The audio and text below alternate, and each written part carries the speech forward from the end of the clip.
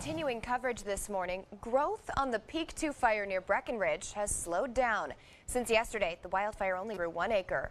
Ground and air crews have managed to secure about 7% containment on the fire, but the danger is far from over. Crews evacuated the Peak 7 housing development. Right now, the Gold Hill and Farmers Corner areas, along with the town of Breckenridge, are still on pre-evacuation notice. Last night, authorities held a 90-minute public briefing on the Peak 2 fire. Evacuees and other concerned citizens received updates on the fire status. Naturally, the main question on everyone's mind, how long the danger will last.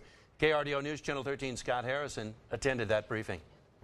Horst and Rita Fry were part of the big crowd gathering at Summit Middle School Thursday.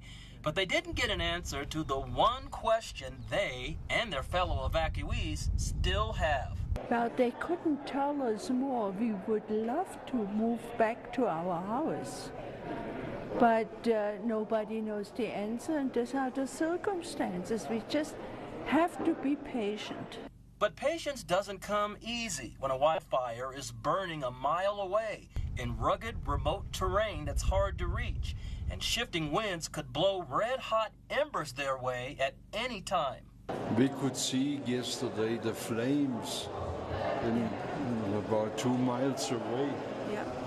Authorities say preparation and a lucky break kept the fire from being worse than it was. We have been practicing for a fire in this area for about 10 years and doing a lot of prep, and so I think we're about as ready as we can be. We were very, very lucky. The smoke jumper team was on the way to a different fire, and they were able to be diverted immediately. And actually, we had smoke jumpers that were circling the area about 45 minutes after we made the call, which is almost unbelievable. At 6 Friday morning, control of the firefighting switches from local crews to a federal Type 1 team, bringing additional expertise and resources.